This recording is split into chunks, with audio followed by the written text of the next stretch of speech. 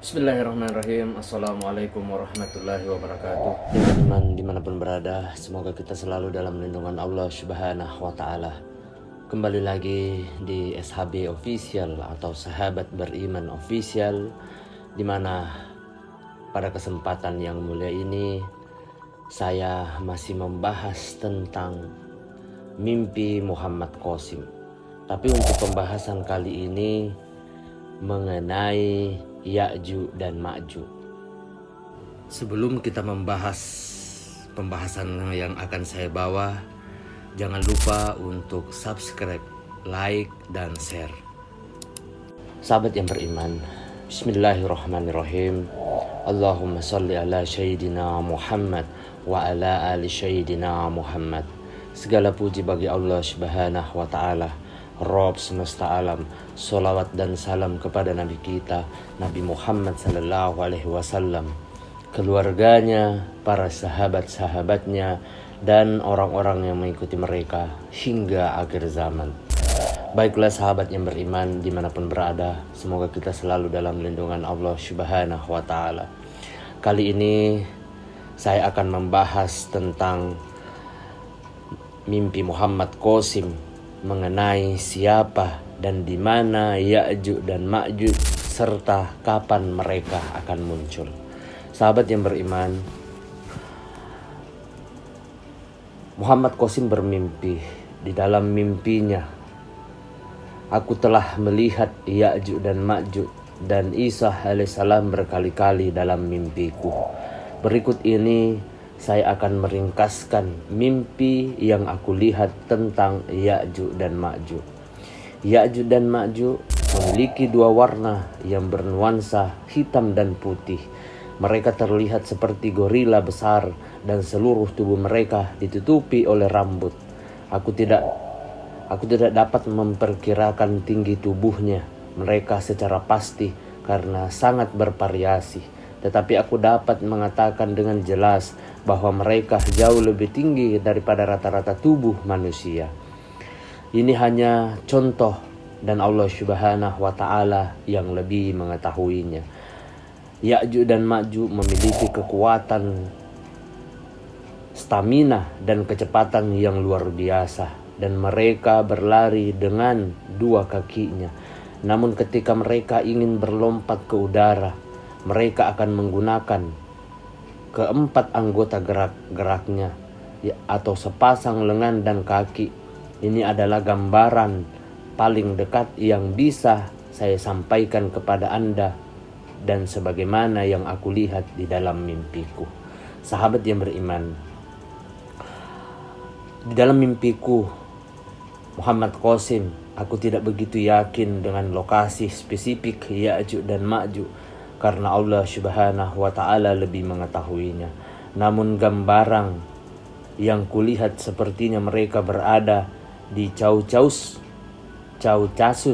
di sekitar Ngarai Dario atau pegunungan yang berbatasan dengan Kazakhstan dan Uzbekistan, atau mereka berada di suatu tempat di utara Rusia. Namun aku melihat bahwa gunung itu sangat tinggi, curam, dan sangat sulit untuk didaki. Untuk memberikan ilustrasi yang jelas, aku akan membandingkan gunung ini dengan Gunung Naga Parbat di Pakistan yang dijuluki Gunung Pembunuh karena sangat sulit untuk didaki. Sahabat yang beriman dimanapun berada, Ya'juj dan Ma'juj tinggal di sebuah aula besar di bawah tanah dengan langit-langit tinggi yang tidak bisa mereka panjat. Untuk sampai ke aula ini, ada lubang di atas gunung yang mengarah ke terowongan besar yang akhirnya mengarah ke tempat tinggal mereka.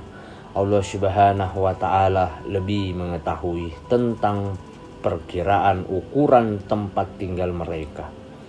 Sahabat yang beriman, di dalam mimpi Muhammad Qasim juga berkata, ini hanya contoh dan tidak boleh dipastikan kebenarannya. Aula tempat Ya'juj dan Ma'juj tinggal memiliki lubang di langit-langit sehingga mereka memiliki akses untuk oksigen dan sinar matahari.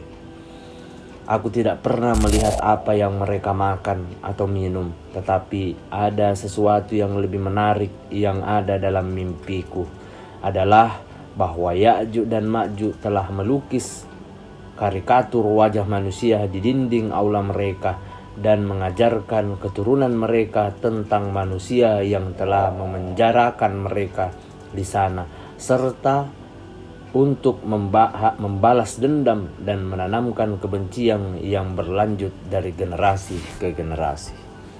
Sahabat yang beriman, dalam mimpiku, kata Muhammad Qasim, aku melihat bahwa Ya'juj dan Ma'juj akan menyebabkan kerusakan dan kekacauan ketika mereka keluar dari gua mereka, dan mereka akan kembali ke rumah mereka untuk jangka waktu 4 atau 6 bulan.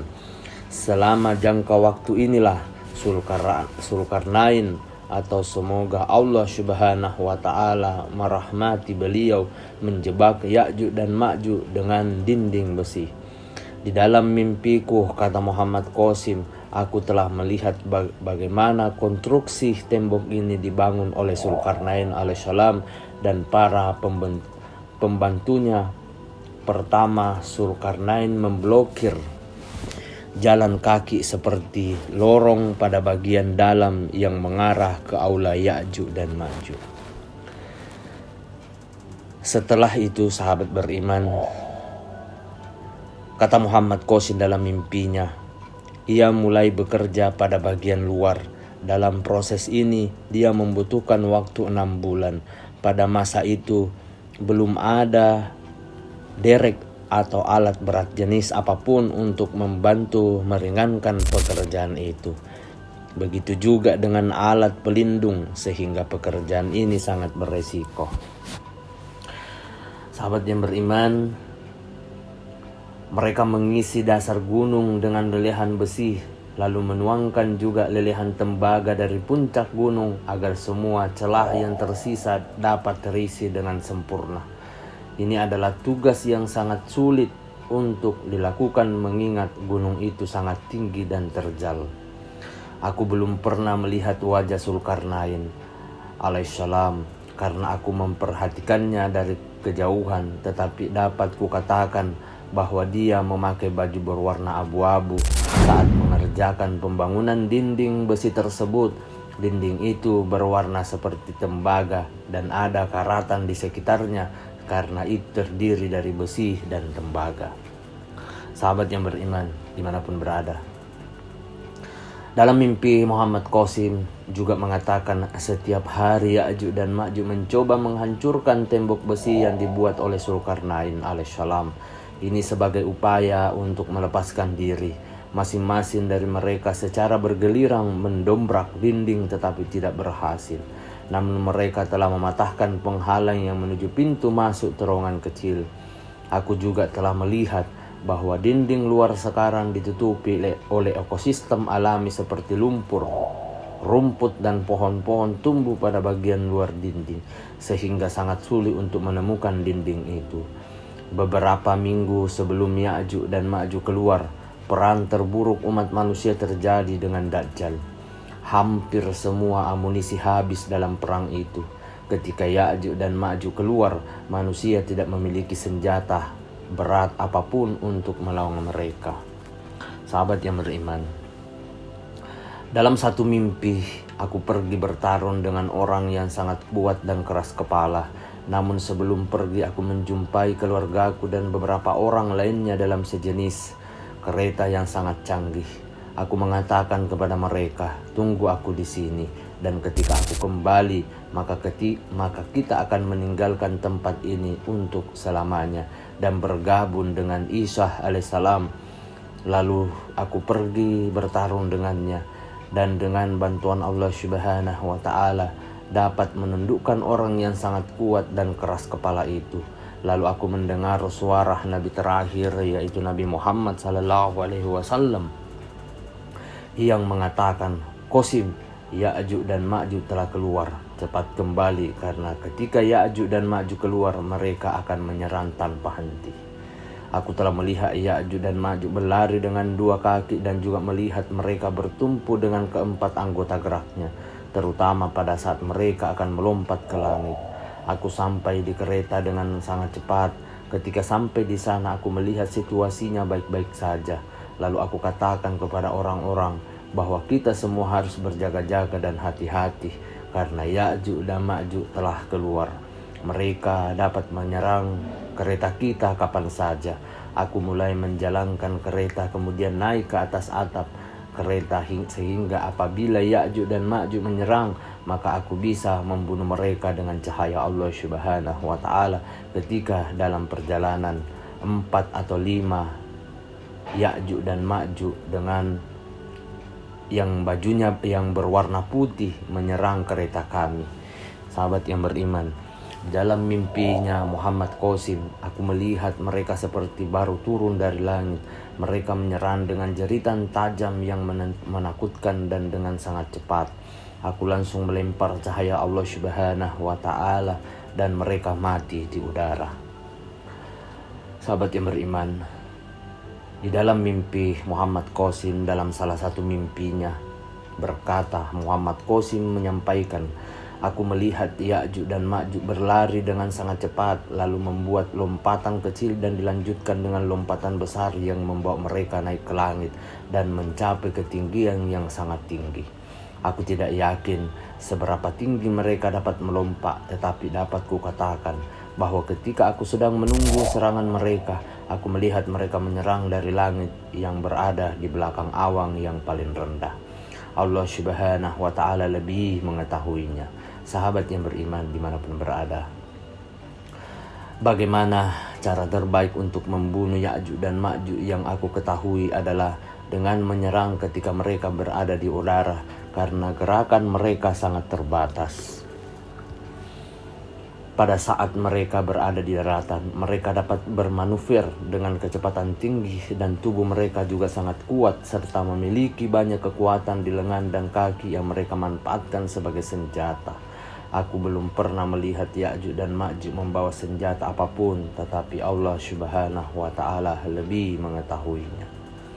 Sahabat yang beriman, sementara itu di dalam kereta, di dalam mimpiku, aku melihat beberapa orang dari kejauhan dan aku berhenti di sana menaikkan orang-orang itu.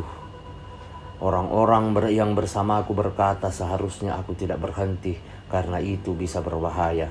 Tetapi aku mengatakan bahwa mungkin aku bisa menyelamatkan beberapa orang lagi. Dan tepat ketika aku menghentikan kereta, kami diserang oleh Ya'juj dan Ma'juj yang berwarna hitam. Orang-orang yang bersamaku selamat semuanya dengan rahmat Allah Subhanahu wa ta'ala dan tidak ada kerusakan pada kereta kami. Tetapi orang-orang yang ingin aku selamatkan terbunuh. Orang-orang berkata lagi, Qasim, kamu akan membuat kami terbunuh saat mencoba menyelamatkan beberapa orang. Lalu aku berkata, kamu benar, kita seharusnya tidak mengambil resiko setelah kejadian ini.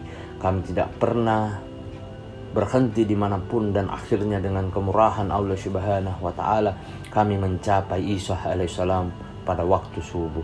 Kami melihat Isa alaihissalam turun ke bumi beberapa saat sebelum kami sampai di sana dan kemudian kami mulai tinggal bersama-sama dengan Nabi Isa alaihissalam. Sahabat yang beriman dimanapun berada, semoga kita selalu dalam lindungan Allah Subhanahu wa ta'ala. Di dalam mimpiku, atau Muhammad Qasim mengatakan dalam mimpinya, aku tidak pernah tahu bagaimana Ya'juj dan Ma'juj hidup di dalam gua dan berapa lama mereka hidup atau berapa banyak jumlah mereka serta siapa yang membunuh mereka semua.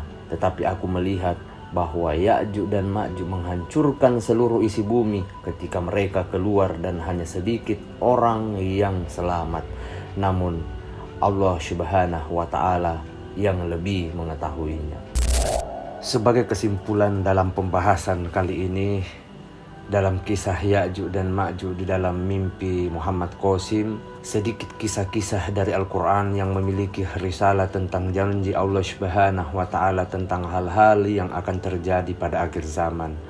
Juga memiliki kandungan nilai-nilai dan manfaat yang dapat diterapkan dalam kehidupan.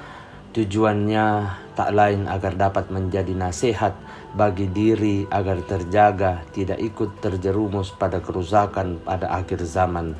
Namun karena masih belum banyak media kreatif yang membahas kisah tersebut, maka saya mencoba untuk mengangkat pembahasan tentang mimpi Muhammad Qasim. Wallahu alam bisawab. Demikianlah pembahasan kita kali ini tentang siapa dan di mana Ya'juj dan Ma'juj serta kapan mereka muncul menurut mimpi Muhammad Qasim. Semoga apa yang saya sampaikan bisa bermanfaat dan menjadikan ilmu tambahan tentang penantian kita tentang Imam Mahdi dan berbagai materi tentang mimpi Muhammad Qasim. Saya memohon maaf apabila ada salah kata ataupun ucapan di dalam video ini. Perlu kita ketahui bahwa kebaikan dan kebenaran itu hanya milik Allah Subhanahu wa Ta'ala. Kesalahan serta keburukan itu datangnya dari saya pribadi selaku manusia biasa yang tidak pernah luput akan kesalahan. Akhir kata, wabillahi taufiq wal hidayah. Wassalamualaikum warahmatullahi wabarakatuh.